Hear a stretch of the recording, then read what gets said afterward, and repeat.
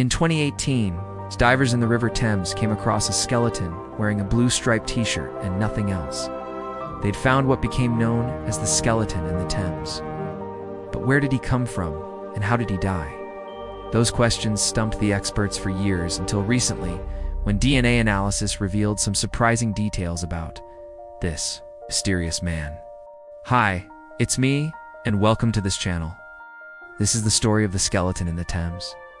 In August of 2018, divers were exploring the murky depths of the Thames when they came across something unusual, a human skeleton. It was near the HMS Belfast, a World War II warship that's now a museum.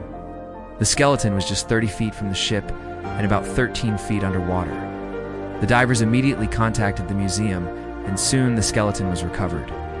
It was a male skeleton, about 5 feet 9 inches tall, and between 20 and 40 years old. He had a blue striped t-shirt on, but no pants or shoes. His ribs and collarbone were missing, and his skull was cracked. The clothing and the fact that the skeleton was found in the middle of the river suggested he'd been homeless. But that was just a guess. Nobody knew for sure.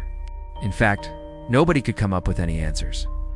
So the skeleton was put into a community freezer until 2021, when researchers finally got around to analyzing it. They hoped to learn more about the man by extracting DNA from his teeth and comparing it to historical records. After all, London's been around for 2,000 years. Maybe the skeleton was a victim of one of the city's many serial killers. Or maybe he'd simply fallen into the river during the plague. Or maybe he was a Roman. That was certainly a possibility because London was founded by the Romans. They ruled it for 400 years and left their mark on the culture and infrastructure of the city. But before the researchers could speculate, they had to identify the skeleton.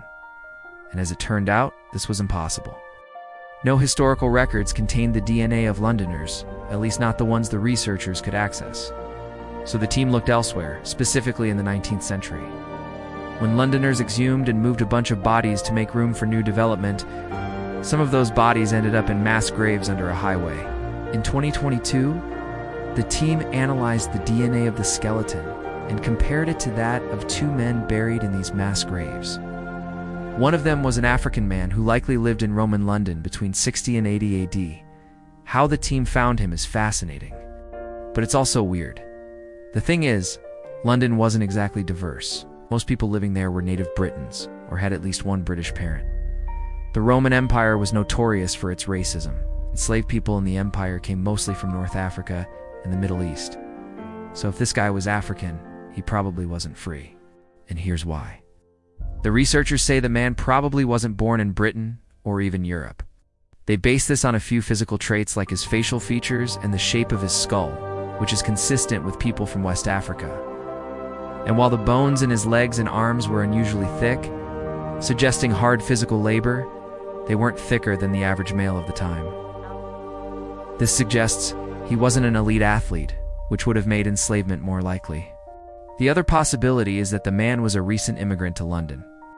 If he was from North Africa, the journey wouldn't have been too bad.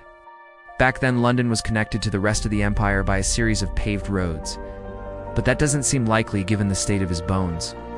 He'd suffered from malnutrition as a child and healed from a stab wound. At some point, someone broke his right leg, probably while he was still a slave. So the question is, how did an enslaved man from Africa end up in Roman London? Well, London was a port city back then, so maybe the man was brought there to be sold. Or maybe he was brought there to work in the household of a wealthy Roman, like an enslaved cook or personal servant. It's also possible that he was the victim of a crime, perhaps stolen as a child and then sold. Whatever happened, the researchers think he lived most of his life in London. In fact, he might have died there. The team believes he may have been killed during an uprising in 60 AD, led by the Queen Boudica. Her people, the Iceni tribe, revolted against the Romans after the queen's death. While historians don't know how the revolt ended, they do know that it was brutally suppressed. It's possible this man was caught in the crossfire. After he was killed, he was thrown into the river, along with a lot of other people. Eventually, his body made its way to a mass grave. Sometime in the 18th century, someone dug him up, put him in a striped shirt, and dumped him in the Thames. Maybe they were trying to give him a proper burial, or maybe they were just bored. Thanks for watching.